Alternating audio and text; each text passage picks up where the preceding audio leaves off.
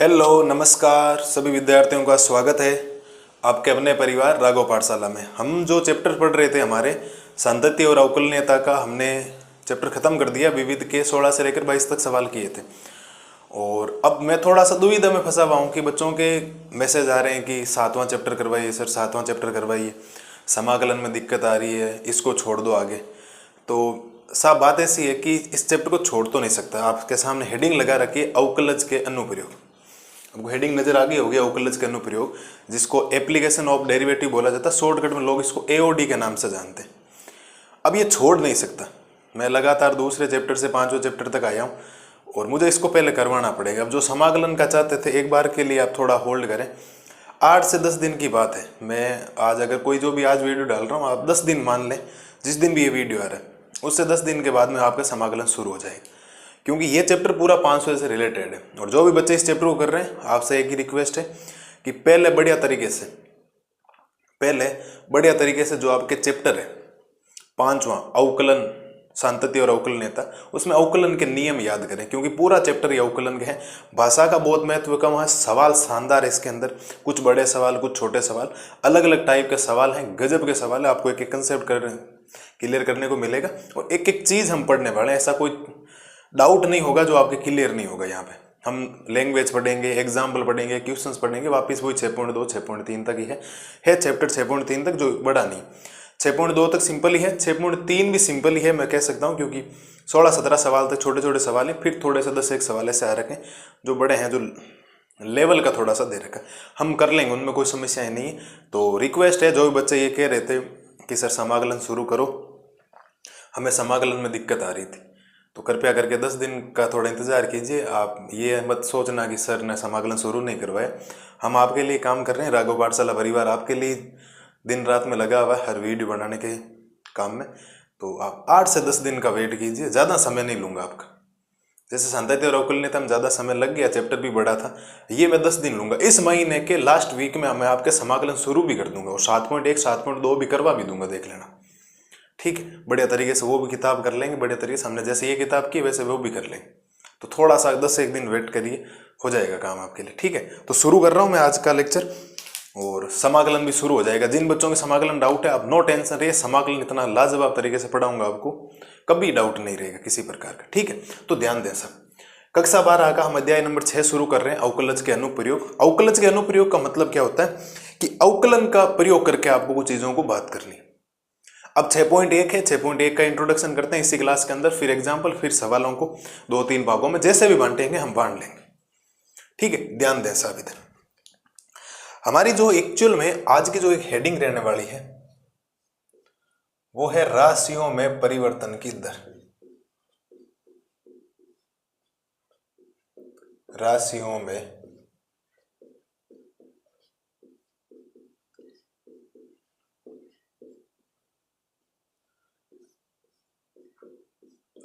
में परिवर्तन की दर,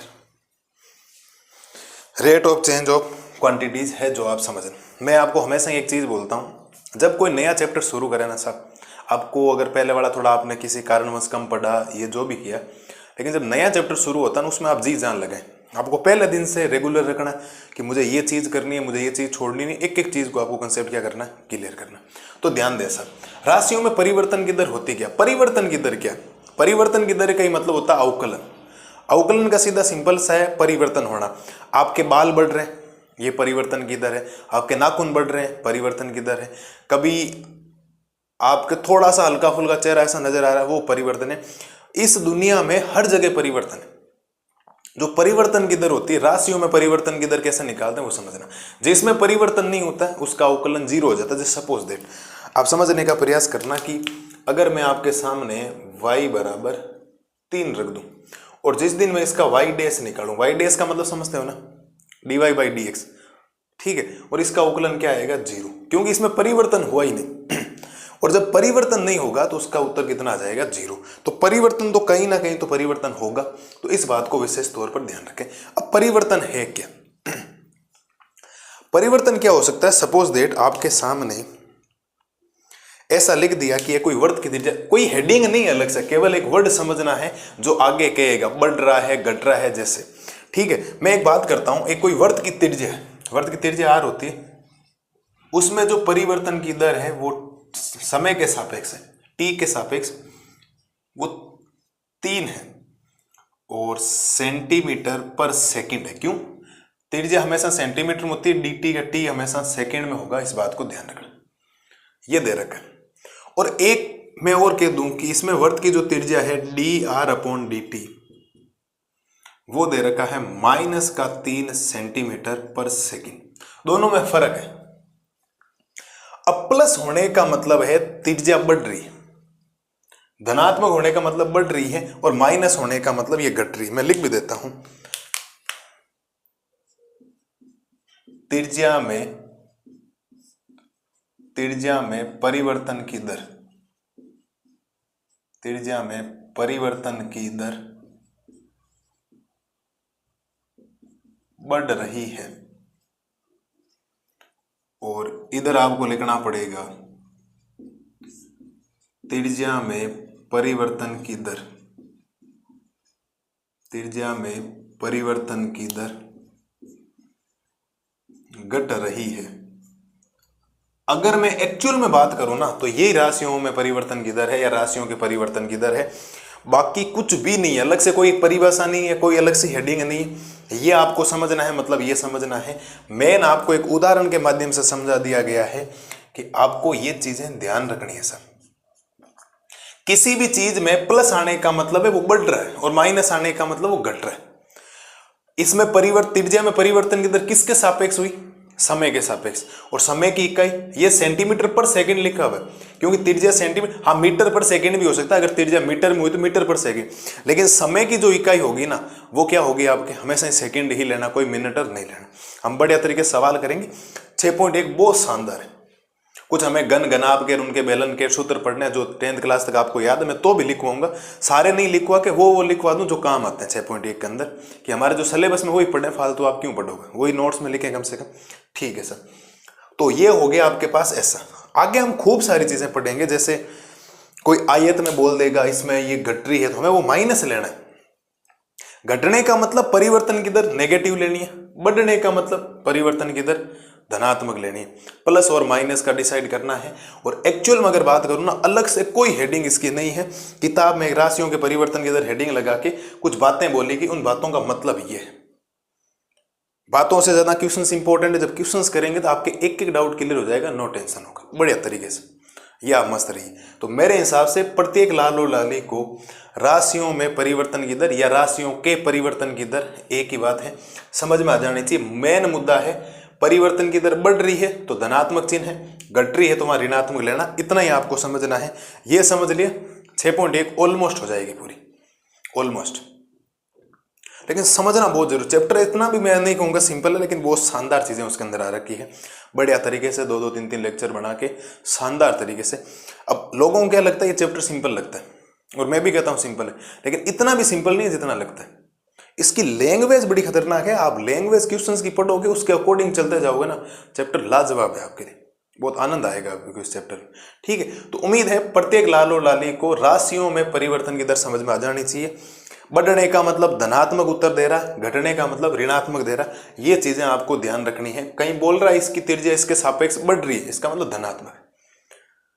इसकी ऊंचाई इसके सापेक्ष घट रही है, इसका मतलब आप माइनस लेना, जो भी परिवर्तन आप ले रहे हो। आगे चिन्ह वो नहीं देगा माइनस, वो तो कहेगा 3 सेंटीमीटर पर सेकंड की दर से घट रही है, तो घटने का मतलब ही आपको माइनस लेना, वो तो प्लस ही देगा, वो तो दोनों में प्लस ही देगा। लेकिन आपको डिसाइड करना है कि आपको प्लस लेना है या माइनस लेना। ये बात विशेष तौर पर ध्यान रखें सर। छोटे छोटे पॉइंट्स ही आपको आगे ले जाएंगे, हर चैप्टर में आपको मान साबित कर देंगे कि आपको समझना क्या एक्चुअल में वर्ड क्या कह रहा है। और किताब मैथमेटिक्स का तो रूल है, आपने क्वेश्चंस को 2 बार पढ़ा, उसको समझ लिया ना, फिर आपके अपने आप दिलो-जेन में बैठ जाएगा। ठीक है, तो बढ़िया तरीके से ये आप एक बार राशियों में परिवर्तन दर लिख के इतना सा लिख लें, और कुछ भी नहीं है। मैं अलग से कोई ऐसा नहीं कहूंगा कि आपको 1 घंटे तक लेक्चर पढ़ा दूं, फालतू में कोई मतलब नहीं। अगली स्लाइड में मैं आपको करवाऊंगा सीमांत लागत और सीमांत आय क्या होती है, मार्जिनल कॉस्ट और मार्जिनल रेवेन्यू क्या होता है, उसके बारे में बताता हूँ। उनकी परिभाषाएं ध्यान रखनी, बाकी सवाल में मैं आपको सीधा सिंपल सा बता दूंगा। ठीक है, वो करने के बाद ये तो 12th क्लास की बातें हैं जो आपको इस चैप्टर के अंदर पढ़नी। बाकी मैं आपको आयत, वर्त, घन, गोले और शंकु के बारे में बताता हूँ कि इनके क्षेत्रफल क्या होते हैं, आयतन क्या होते हैं, पृष्ठीय वक्र, सारे आपने पढ़ रखे ना, उनके सूत्र आपको ध्यान रखना। बाकी सब बच्चों को पता है वो सूत्र क्या होते हैं, तो भी मैं लिखवा देता हूँ ताकि आपके कम से कम एक एस्टिमेट रेवेन्यू आपके पास ये रहे, आपके पास कम से कम समझने की क्षमता ये रहे कि हमें इस चैप्टर में इतनी सी चीजें पढ़नी। और ध्यान रखना हमेशा सिलेबस के अकॉर्डिंग पढ़ना चाहिए। आपके मन में ये आ रहा होगा हम ये कर लें वो कर लें, नहीं करना ऐसा। जितना एनसीईआरटी पूछ रही है आपको सिलेबस के अकॉर्डिंग चलना। सिलेबस से बाहर जाएंगे आपको ज्ञान ही नहीं बढ़ना अभी, जितना एनसीईआरटी, क्योंकि बच्चों से एनसीईआरटी टाइम पर नहीं पढ़ी जा रही है, क्योंकि आप सोच रहे हम पढ़ लेंगे सर, रिवीजन भी करना होता है पीछे का। तो आप रिवीजन कीजिए, समय मिल रहा है, खाली समय का थोड़ा यूटिलाइज कीजिए, समय का ही खेल है सब। धीरे धीरे काम करते रहिए, धीरे धीरे एक दिन सारा काम आपके लिए आसान हो जाएगा। ठीक है, तो बढ़िया तरीके से ये आपको लिखना है। मैं नए चैप्टर की शुरुआत बहुत धीरे करता हूँ हमेशा ही, लेकिन एक एक चीज कंसेप्ट क्लियर करके ही जाता हूँ। किसी प्रकार की समस्या किसी बच्चे को आने भी नहीं देता हूँ। ठीक है, तो मेरे लाल और लालियों को समस्या आनी भी नहीं चाहिए ना। आप राघव पाठशाला चैनल से जुड़ गए हो फिर भी मैथ में दिक्कत है, फिर तो गलत बात है ना। ऐसा कुछ भी नहीं, एकदम शानदार चीजें आपकी क्लियर होने वाली। ठीक है, तो ये आप आराम से लिख लें, इतना ही है। त्रिज्या में परिवर्तन की दर, आपको मैं 2 वर्ड हाईलाइट कर रहा हूं, दर बढ़ रही है, दर घट रही है, इतना ही ध्यान रखना। बढ़ रही है इसका मतलब प्लस आएगा, घट रही है मतलब आगे माइनस आएगा, बात खत्म। ये सेंटीमीटर पर सेकंड, वो तो यूनिट डिसाइड करेगी जो सवाल में आ रखा होगा उसके अकॉर्डिंग। ठीक है, तो बढ़िया तरीके से आप इसको लिख लें। यही राशियों में परिवर्तन की दर है, कोई नई बातें नहीं। आप किताब में एक पैराग्राफ पढ़ेंगे उसका मतलब यही है। ठीक है, तो बढ़िया तरीके से आप इसको लिखें, आराम से स्क्रीनशॉट लें, जो भी आपको करना है। अगली स्लाइड में मैं आपको करवाता हूं सीमांत लागत और सीमांत आय। अब देखो 2 हेडिंग के बारे में और पढ़ते हैं। 2 हेडिंग है आपके सीमांत लागत मार्जिनल कॉस्ट और सीमांत आय मार्जिनल रेवेन्यू। इन दोनों के बारे में पढ़ना है। बड़े सिंपल से वर्ड हैं जो आपको 2 सवाल आएंगे, 2 एग्जाम्पल और 2 सवाल है, उनके अंदर समझ में आ जाएगा। लेकिन एग्जाम के मैं पॉइंट ऑफ व्यू से बहुत इंपॉर्टेंट इसका सवाल आता है, जैसे मैं अभी बताऊंगा कैसा आता है। सीमांत लागत का मतलब क्या होता है? सीमांत लागत उत्पादन के किसी स्तर पर x इकाई के सापेक्ष संपूर्ण लागत के परिवर्तन की दर है। संपूर्ण लागत, जैसे आपको देखो एक बात बताता हूं, वो कह देगा, मैं आपको एग्जांपल देके बताता हूं। ऐसा दे देगा cx, उसको c से निकाला जाता है, ध्यान रखना c से। cx दे देगा 3x² प्लस का 4x दे दिया, और वो कहेगा x बराबर 5 पर इसकी संपूर्ण लागत में परिवर्तन की दर ज्ञात करो। x बराबर 5 पर संपूर्ण लागत की क्या ज्ञात करो? दर ज्ञात करो। तो सीमांत लागत का मतलब होता है dc अपॉन dx। इसका मतलब x के सापेक्ष अवकलन, x के सापेक्ष अवकलन करोगे तो ये तो बनेगा 6x और ये बनेगा 4। समझने का प्रयास करें। संपूर्ण वो सीमांत लागत का बोलेगा। सीमांत लागत का मतलब होता है जो c दे रखा है उसमें x के परिवर्तन की दर निकालने। x इकाई के सापेक्ष संपूर्ण लागत के परिवर्तन की दर है। परिभाषा याद हो तो ठीक है, मेन समझना mc से dc अपॉन dx होता है। ये आपने निकाला और यहां पर आप लिखेंगे dc अपॉन dx 6 गुणा x का मान कितना है 5 और प्लस में 4, गुणा भाग करेंगे तो 30 प्लस 4 बराबर 34 इकाई। जब कुछ नहीं दे रखा होगा तो हम क्या लेंगे? इसका इकाई लेंगे। क्या मेरे शेर और शेरनियों को ये बात समझ में आई या नहीं? ठीक है, ये प्रति इकाई बोला जाता है इसको, जब इकाई नहीं दे रखी होती, प्रति इकाई। हाँ जी साहब बोलो। ये 34 इसका उत्तर है। अब 34 किस में आया वो तो उसको डिसाइड करना पड़ेगा। वो रुपए में बोलेगा तो हम रुपए में निकाल देंगे वो उसकी। और ऐसा कैसे सेम टू सेम सीमांत आय, जैसे उसको सीमांत आय में rx लिखना पड़ेगा। rx में उसने लिख दिया 10x³ प्लस का 4x² माइनस का 3x प्लस का 8 ऐसे लिख दिया। और वो कहेगा x बराबर 3 पर आप निकालो। किस पर निकालो? x बराबर 3 पर। मैं सारी चीजें एग्जाम्पल भी समझा रहा हूं, परिभाषा से इंपॉर्टेंट। तो सीमांत आय का मतलब होता है सीमांत आय किसी समय पर विक्रय की गई वस्तुओं के सापेक्ष आय में परिवर्तन की दर है। तो ये विक्रय की गई कुल वस्तुओं के है, आपको r के x के सापेक्ष अवकलन करना है तो आप लिखेंगे dr अपॉन dx। r में परिवर्तन की दर करो, x में परिवर्तन की दर है, आगे आएगा तो ये बढ़ जाएगा 30x² प्लस का 8x माइनस का 3। अवकलन कर दिया इसका। अब जहां जहां x की वैल्यू है वहां 3 रख दो, तो 30 गुणा x की वैल्यू 3 का स्क्वायर 8 गुणा 3 माइनस का 3। थोड़ा आगे बढ़ेंगे तो 30 गुणा 3 का स्क्वायर 9 प्लस का 8 को 3 से गुणा करोगे 24 माइनस का 3, ये हो गया 270, और 24 में से 3 जाएगा 21 लिख के देता हूँ इसको। तो टोटल जो आएगा वो आएगा 291 प्रति इकाई। हाँ जी सर, क्या बोलते हो? ये है एक्चुअल में जो आपके सामने परिभाषाएं लिखी है उसका मतलब। आपको एक CX के रूप में कोई देगा, अब CX का मतलब आपको उसको सीमांत लागत समझना है, उसको C से दर्शाया जाता है। RX का मतलब वो है सीमांत आय। तो सब में X के परिवर्तन की दर निकालनी, X में परिवर्तन दर मतलब X के सापेक्ष अवकलन। X का मान कितना रखना? 5, वो बोलेगा 5 रखो, जितना उसकी मर्जी होगी वो बोलेगा, हम गुणा भाग करेंगे उत्तर आ जाएगा, प्रति इकाई में उत्तर आता है, हमेशा ध्यान रखना। वैसे ही R है, R का मतलब MR का मतलब मार्जिनल रेवेन्यू, जिसको सीमांत आय बोला जाता है, और MC का मतलब होता है सीमांत लागत, मार्जिनल कॉस्ट। इस बात को ध्यान रखना। तो बड़े तरीके से ये 2 चीजें करें।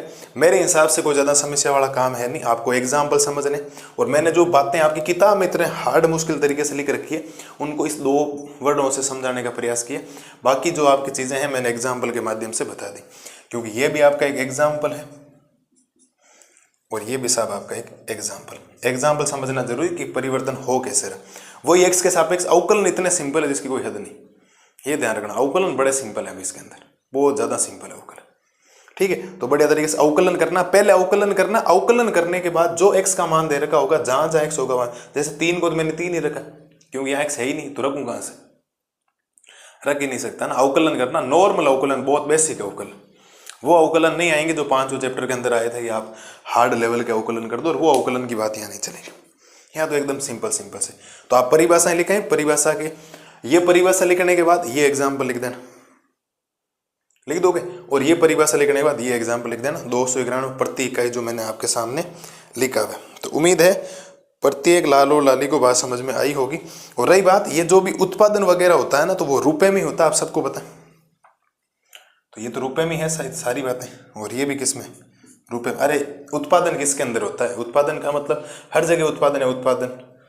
और यहाँ पर परिवर्तन की दर विक्रय किस में होता है? रुपए में तो होता है। तो विक्रय मूल्य तो रुपए में होता है, तो रुपए आएगा हर बार उत्तर। ठीक है, इनके 2 एग्जाम्पल है, मैं आपको वो करवाऊंगा, 4था और 5वां, देखना उसमें मजा आएगा आपको करने में। ये वाकई आनंद फील आएगा कि चीजें चल तो रही है जो आपने ऐसा बोला था, उसके अंदर सारी ऐसी चीजें लिखवा दूंगा एक्चुअल में चले क्या रहे। तो उम्मीद है प्रत्येक लाल और लाली को ये जो बातें सामने लिखी गई है बढ़िया तरीके समझ में आई होगी। मैं साइड में खड़ा हो रहा हूँ, बढ़िया तरीके से स्क्रीनशॉट लें, जब मैं बोलूँ तब नहीं लिखें। ये मैं आपको कई बार बोल चुका हूँ, और अब तो शायद आपको बातें समझ में भी आ रही होगी। ठीक है, तो बढ़िया तरीके से देखो, एक एक चीज लिखो। एग्जाम्पल थोड़ा सा रफ वर्क की तरह किया, तो ये एग्जाम्पल उसके साथ लिख देना, और ये एग्जाम्पल इसके नीचे लिख देना। इसके नीचे लिखा, ये एग्जाम्पल उसका देना, जगह नहीं थी ऊपर, कचरा हो जाता फालतू। ठीक है, तो बढ़िया तरीके से ये देखो। ये आपके अगर 6.1 की बात करूँ ना, तो ऑलमोस्ट भाषा होगी। क्यों? अब वो गोले के बारे में, शंकु के बारे में, घन के बारे में, आयत के बारे में और वर्त के बारे में, ऐसे सारे हैं, अर्धवर्त वर्त खूब सारे। हम सारी बातें नहीं करें, हमारे सिलेबस का जो हिस्सा है उसके हम सूत्र लिख रहे हैं। हमारे सिलेबस में आयत के बारे में सवाल है, वर्त के बारे में सवाल है, घन के बारे में सवाल है, शंकु के बारे में सवाल है, और बेलन भी लिख लेंगे साथ साथ में, और गोले के बारे में सवाल है। अर्धगोलेकार कोई है नहीं, आप कहोगे तो मैं लिखवा दूंगा, अर्धगोले के बारे में भी लिखवा दूंगा। चलो कोई के ज़्यादा कोई समस्या आएगी नहीं, गोले के बारे में लिख लो, खूब है गोले के बारे में। सूत्र ध्यान रखने, बाकी कुछ भी नहीं। परिवर्तन की दर वो बोलेगा, हम निकाल लें। ठीक है, ऐसा सब बच्चों को पता है, लिखवाने का कोई ऐसा होता नहीं है। लिखवा दूँ तो भी मैं बात तो कर ही लूँगा फटाफट सूत्रों के बारे में। तो बढ़िया तरीके से आप इनको लिख लें, एकदम एक एक चीज़ को कंसेप्ट क्लियर करें। अगली स्लाइड में मैं आपको करवाता हूँ अपने बेसिक जो फॉर्मूले होते हैं सूत्रों के बारे में वो, क्योंकि 6.2 6.3 के फिर अलग ही सूत्र है, इनका कोई ज़्यादा काम आएगा नहीं। तो बढ़िया तरीके से ये लिख लो, अगली स्लाइड में करवाता हूँ आपको कुछ सूत्र। अब देखो कुछ सूत्र पढ़ते हैं आपके सामने। सूत्र के आपके लिए पहली हेडिंग जो लगाता हूँ वो है आपके लिए आयत, जो अपने काम के हैं। ऐसे तो आपको पता है कि जो पृष्ठीय क्षेत्रफल और आयतन होता है उसके अंदर इतने सूत्र हैं कि आप लिखवाते ही जाओ। चाहिए मैं अभी घंटे भर क्लास और ले सकता हूँ, उससे रिलेटेड 10th क्लास में होता है, लेकिन हमारे जो सिलेबस में आ रखा उसके अकॉर्डिंग बात कर लेते। हमें पढ़ना है साहब आयत। अब आप सबको पता होना चाहिए कि आयत दिखने में ऐसा ही होता है, ये A B C और D, ये आयत है। आयत का मतलब आमने सामने की भुजाएं क्या होनी चाहिए? आपके बराबर होनी चाहिए। ऐसा ही होता है, तो आमने सामने की भुजाएं क्या होनी चाहिए? बराबर। और आमने सामने भुजाओं में आप सबको पता है कि इसको हम लंबाई बोलते हैं। क्या बोलते हैं साहब? लंबाई। तो सामने वाली ये भी कितनी होगी? लंबाई होगी, बिल्कुल। ठीक है, बेसिक बातें सब बच्चों को पता है, लेकिन मैं आपको लिखवा देता हूं, आपको याद है सारे के सारे सूत्र। ये चौड़ाई है तो सामने वाली ये भी क्या हो जाएगी? चौड़ाई। तो मेरे हिसाब से ज्यादा कोई डाउट वाली बात है नहीं। एक आयत का चित्र है, इसके साथ सूत्र याद रखना है आपको। दो सूत्र आपको याद होने चाहिए। एक तो आयत का परिमाप आपको याद होना चाहिए।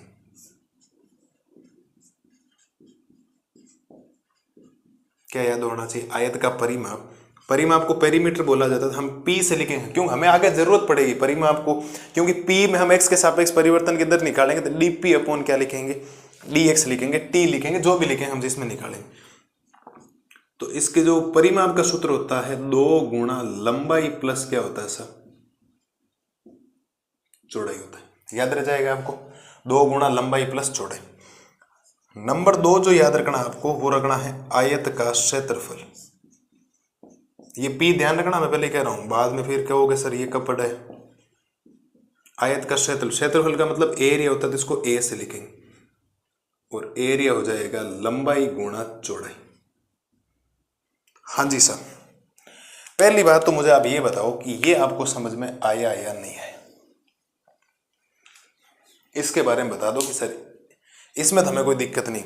आयत का परिमाप 2 गुणा लंबाई प्लस चौड़ाई, आयत का क्षेत्रफल लंबाई गुणा चौड़ाई, ज्यादा कोई समस्या वाला काम है नहीं। चलिए सर,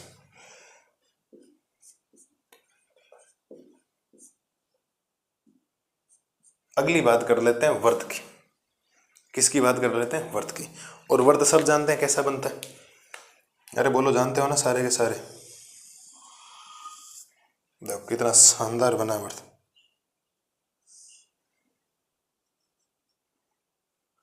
ये सेंटर है और यहाँ आर होता है, आपको पता है ना, और सबको पता है कि आर का मतलब होता है क्या? त्रिज्या। अब आर को त्रिज्या इसीलिए बोल रहा हूं क्योंकि आर वर्त की त्रिज्या भी होती है, आर शंकु की त्रिज्या भी होती है, आर गोले की त्रिज्या भी होती है, आर बेलन की त्रिज्या भी होती है। सब जगह अलग अलग चीजें आती जाती है, तो उसके हिसाब से बढ़ा दी। ठीक है, ये हो गया। 2 सूत्र याद रखने।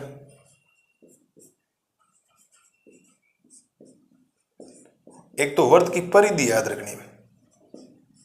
परिधि का मतलब सर्क्यूमफ्रेंस होता है, सी से लिखेंगे, और वो होती है 2 पाई आर। और एक वर्त का क्षेत्रफल याद रखना। परिमाप नहीं होता, ध्यान रखना ना वर्त का। वर्त का क्षेत्रफल ए बराबर वो होता है पाई आर स्क्वायर। मैं ज्यादा समझाते हुए नहीं चल रहा हूं, फटाफट सूत्र लिख रहा हूं, और उम्मीद यही है मेरे को आपसे कि ये सारे सूत्र आपको सबको याद है। मैं उसके अकॉर्डिंग ही चल रहा हूं ताकि आप फटाफट एक बार आपका एक बेसिक रिवीजन हो जाए, जो जो हम काम लेने वाले, ताकि आपको ये नहीं रहे सर ये कब बताया, हम भूल गए 10th क्लास के बाद, 11th हमारे काम नहीं पड़ा था। ठीक है, तो ये हो गया। तो वर्त के बाद हम पढ़ते हैं घन। जो जो सवाल में काम आएंगे वो हम पढ़ लेते हैं। वर्त के बाद हम क्या पढ़ लेते हैं? घन। और घन का डायग्राम सब बच्चों को पता है, पता होता है ना आप सबको? अरे बोलो सब।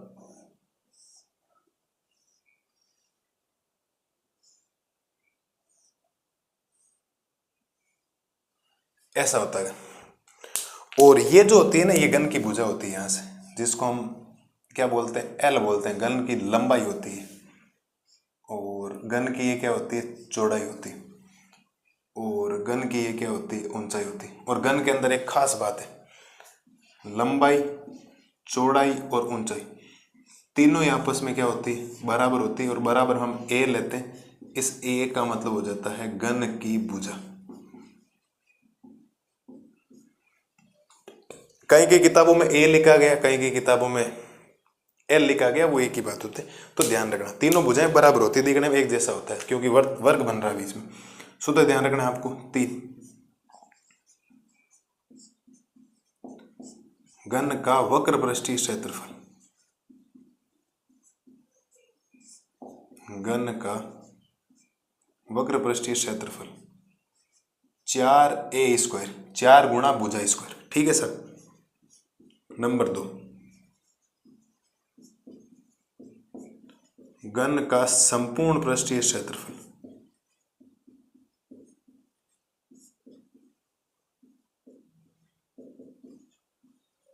6a², 6 गुणा भुजा स्क्वायर। नंबर 3,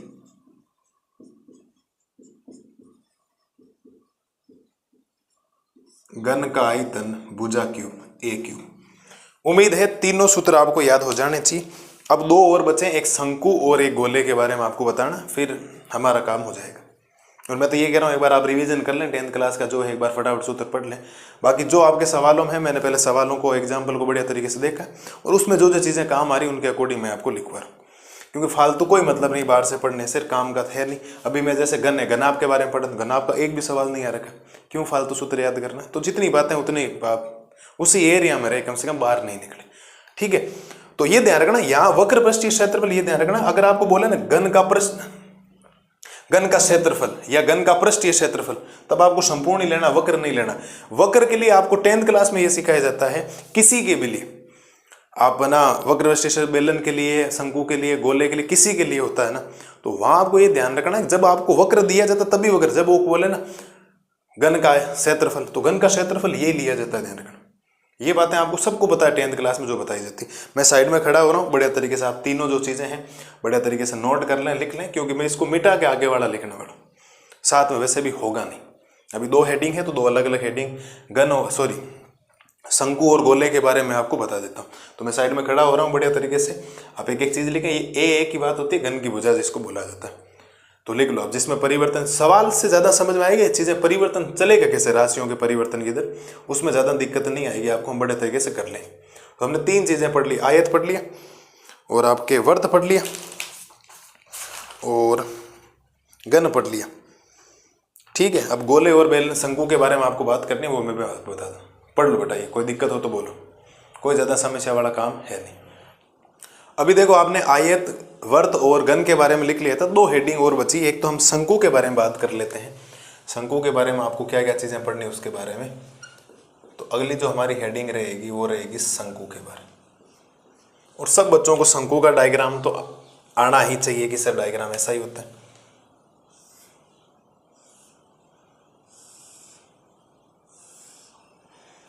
ये होता है और यहां से लेकर यहां तक ओ मान लो, इसको ए मान लो, ठीक है। और ये इसकी त्रिज्या होती है।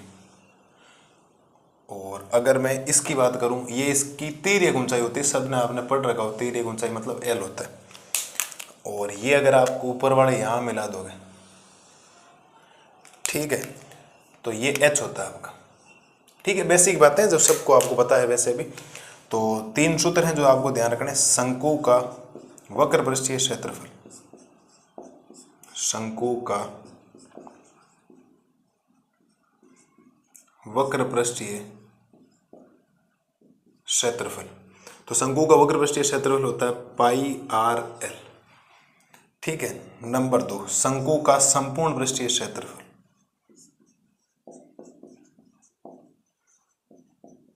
शंकु का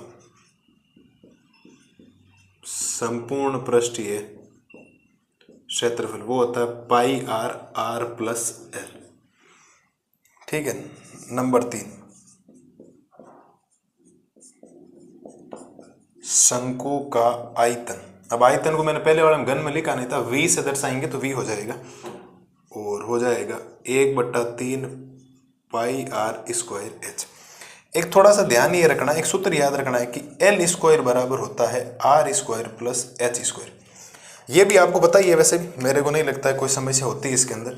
कभी क्या पता है, l की ज़रूरत पड़ जाए तो हम निकाल सकते हैं, कहीं काम आ सकता है, मैं ये नहीं बोलता हूँ काम नहीं आता। अब ये तो बताइए क्यों, क्योंकि ये देखो 90 डिग्री का कोण बन रहा है, इसका मतलब अगर मैं यहाँ नाम दे दूँ b, तो AOB पाइथागोरस थ्योरम लगेगा, तो कर्ण स्क्वायर बराबर लंब स्क्वायर प्लस आधा r स्क्वायर। तो ये तो मेरे हिसाब से ज़्यादा कोई मुश्किल काम था नहीं जो आपको बोला गया है। ये आपको सारे सूत्र ध्यान रखने, ठीक है। और आज की लास्ट हेडिंग लगा रहा हूँ, और 6.1 का पूरा कंसेप्ट आपके क्लियर, जिसको आप बोलेंगे गोला। अब गोले के बारे में लोगों ने अलग अलग डायग्राम बना रखे, ठीक है। तो गोले के डायग्राम नहीं बना के मैं सूत्र लिखने का प्रयास करता हूँ। तो गोले के 2 सूत्र होते हैं भाई, पृष्ठीय वगैरह कुछ नहीं होता। गोले का को क्षेत्रफल ही पूछेगा सीधे ही आपसे। अब उसमें पृष्ठीय संपूर्ण सारे ही हैं, तो याद रखना वो होता है 4πr²। नंबर 2, गोले का आयतन